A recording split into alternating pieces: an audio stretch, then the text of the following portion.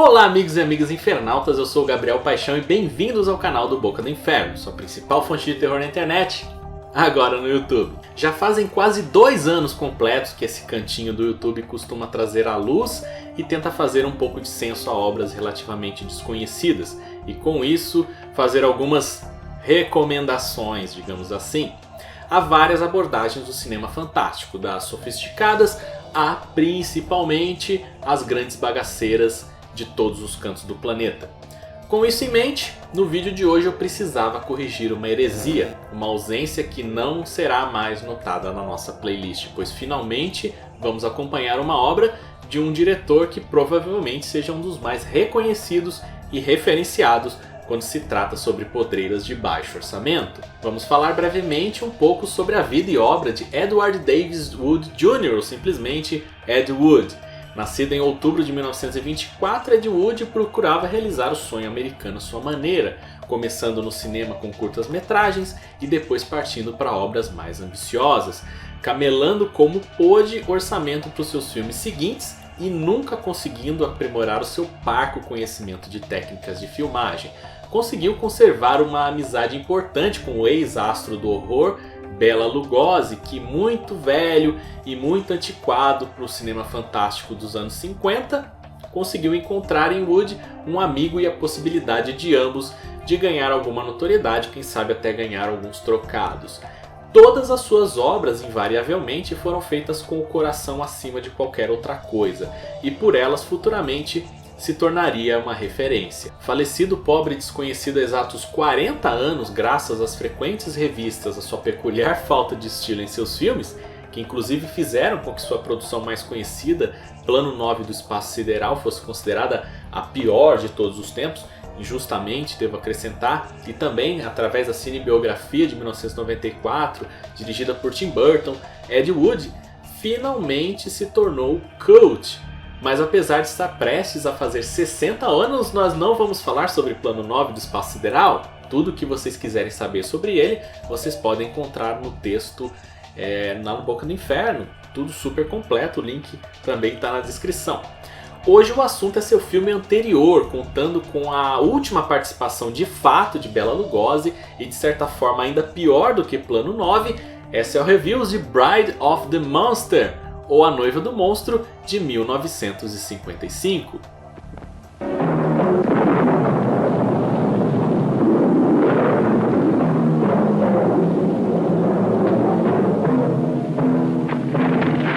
Lobo, take the girl to my quarters.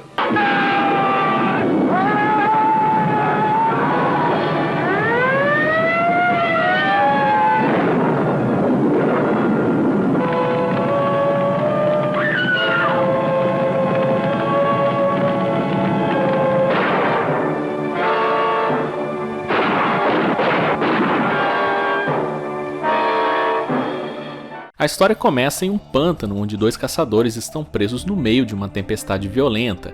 Ao avistar uma casa no horizonte que teoricamente deveria estar abandonada, eles têm a ideia de se refugiar lá até o tempo melhorar um pouco. Porém é só bater na porta para descobrir que ela já está ocupada e seu atual dono, interpretado por Bela Lugosi, lhes nega que fiquem por lá. Uma breve briga começa, mas ambos acabam expulsos e de última forma capturados e mortos. O primeiro por um polvo gigante e o segundo trazido para a cabana por seu capanga, o mudo e incrivelmente forte Lobo, interpretado por Thor Johnson. Levado para um laboratório, o velho explica suas intenções. Na realidade, ele é um cientista chamado Eric Vomoff e fugido de um país não determinado na Europa para aquele lugar remoto nos Estados Unidos com o objetivo de continuar suas pesquisas e experimentos envolvendo energia nuclear.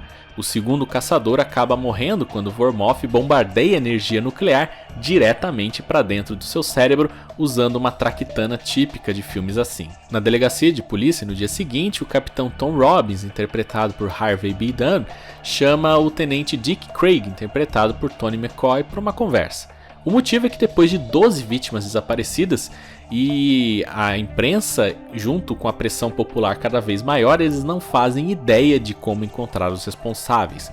Eis que o escritório recebe a visita de Janet Lawton, interpretado por Loretta King, noiva de Craig e a principal jornalista a cobrir o caso. Ela resolve investigar por conta própria o pântano, enquanto a força policial chama o professor Vladimir Straussky, interpretado por George Beckwar, diretamente da Europa, coincidentemente do mesmo país do nosso vilão, para ajudar também. Só que não é bem certo o que Straussky tem de tão especial para vir de tão longe, já que eles não fazem ideia do que está acontecendo.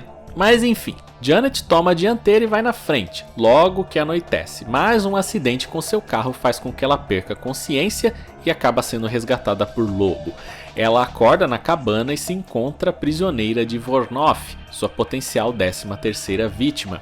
O desejo final de Vornoff é criar uma raça de super seres aprimorados por energia atômica e tomar o mundo de assalto. E Janet pode ser sua primeira cobaia com potencial para dar algum resultado, e cabe ao seu noivo e à força policial encontrá-la antes que seja tarde demais. Apesar de ter em sua filmografia obras mais reconhecidas, como Glen or Glenda pelo valor do choque de um homem se vestir de mulher em plenos anos 50 e de Plano 9 do espaço sideral, A Noiva do Monstro tem ao seu favor ser o mais próximo que Ed Wood já conseguiu fazer de um filme com alguma coerência. É evidente que o padrão é baixo, para dizer o mínimo, e por isso você tem que ignorar muita coisa, eu vou chegar lá ainda. Mas A Noiva do Monstro pelo menos tem começo, meio e fim. Segue uma linha narrativa com motivações, conflitos e conclusões, e por trás da espessa névoa de tosquice você ainda consegue enxergar um típico filme de cientista louco, como muitos que foram feitos nessa época, capitalizando no terror atômico. O Homem dos Olhos de Raio-X, Força Diabólica, que inclusive eu já falei por aqui, A Mosca da Cabeça Branca, etc. São alguns exemplos aleatórios, mas em todo caso infinitamente mais competentes de obras que têm essa estrutura similar. Eu não sei até que ponto isso seja influência do segundo roteirista, Alex Gordon, que algum tempo depois se associaria a Sam Arkoff e seria um dos principais nomes da American International Pictures. Porém, por incrível que pareça, A Noiva do Monstro dá pistas de que Ed Wood poderia ser um diretor decente se lhes dessem mais chance, mais tempo para se aprimorar e melhores orçamentos. As cenas de dentro do laboratório entretêm bastante, a participação de Bela Lugosi é divertida, ele parece bem animado, bem feliz com seu papel, se bem que eu não sei até que ponto isso era influência do seu vício em opioides, naquele tempo ele estava meio chapadão. E também, claro, não poderia dizer Thor Johnson. É claro, ele é o mesmo Thor de A Besta de Yucca Flats, então não dá pra exigir muito, ele é limitado assim mesmo. Por isso, objetivamente, esse é um filme com menos porra-louquices do que outros de Wood, o que pode ser bom ou ruim, dependendo do que você espera. Efetivamente, em termos de estrutura, ele é bem mais linear e convencional, mas ainda é longe, muito longe de poder ser categorizado como cinema com alguma qualidade. Apesar de ser o maior orçamento com o qual Ed Wood já tenha trabalhado, os inexpressivos $70 mil com o qual A Noiva do Monstro foi rodado só foram suficientes para equipar o cenário do laboratório ao estilo de uma produção para TV, repleto de parafernálias que não servem para nada, fazer 2 escritórios bem simples, um para o delegado e outro para jornalista, e uma ou outra tomada externa em um pântano. Inclusive nessa falta de grana estão os principais atrativos, porque enquanto a história não pega no tranco, você só tem uma infinidade de diálogos tediosos entre os personagens fora do pântano, com direito à participação de um periquito bonitinho, que inclusive tem mais tempo de cena do que Thor Johnson, mas depois a farra é completa. Como nessa cena, onde ao melhor estilo de Manos The Hands of Fate, você tem o policial Dick Craig interagindo com uma filmagem de estoque, nesse caso um crocodilo, que teoricamente deveria ter que passar um momento de desespero, apenas provoca gargalhadas. A grande atração certamente fica para o final, e claro que eu vou ter que entregar a surpresa, digamos assim. Se quiser testemunhar por si só e acha que entregar um filme com mais de 60 anos é considerado spoiler, pule para esse código de tempo aqui abaixo. Como eu disse, o Dr. Vornoff tem um polvo gigante, aumentado por energia atômica, que aparece também em imagens de estoque. Contudo, ele também existe fisicamente para liquidar com alguns dos personagens. Suas cenas são sempre impagáveis. O bicho é borracha até dizer chega. Em sua primeira aparição, quando ele pega um dos caçadores que estão fugindo da choupana do doutor, a gente só vê os tentáculos, mas já é um prenúncio do que está por vir. A cena é tão engraçada que, vista sem contexto, parece que o outro caçador está atirando contra o seu parceiro ao invés do polvo. Mas o final, bem conhecido, ele merece figurar na antologia do cinema trash, escamba para o motivo pelo qual gostamos tanto de Ed Wood. Vornoff se transforma ele mesmo num monstro atômico no final e, imune a balas, persegue os outros policiais que estão atrás dele. No meio de cortes aleatórios com Bela Lugosi fazendo careta, a única saída para os mocinhos é Dick Krieg, que faz uma rocha rolar sobre o doutor que cai no fosso, coincidentemente onde está o povo. O resto é história e ainda termina com uma bruta explosão literalmente tirada da filmagem de um teste nuclear. É lindo, é épico. Há quem diga que o polvo foi roubado do estúdio que produziu No Rastro da Bruxa Vermelha de 1948, mas esqueceu de pegar um motor que faria os movimentos do animal parecerem mais realistas. Inclusive, essa é a versão de anedota que consta no biofilme de Tim Burton. Porém, há outras versões da história, na minha opinião até mais plausíveis, que afirmam que Woody de fato alugou o monstro. Embora de fato não se tenha certeza de nenhuma dessas versões. Mas se você estiver no clima para ver os dedos magros de Bela Lugosi hipnotizando uma jornalista em sua última performance completa no cinema, e ver até que ponto um ator pode ser protagonista sem qualquer treinamento, o policial ele foi colocado lá unicamente por ser filho do rancheiro que ajudou a financiar o que faltava para completar o filme. Vai vendo.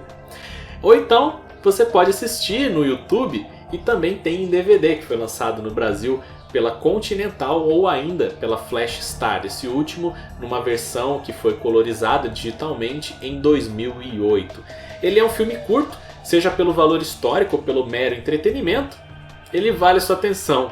Confira. E por enquanto é só, pessoal. Gostaria de agradecer a sua visita. Se você gostou, se você curtiu, não esqueça de curtir, de comentar aí nos comentários e também compartilhar o vídeo com seus amigos. Se for sua primeira vez aqui, inscreva-se.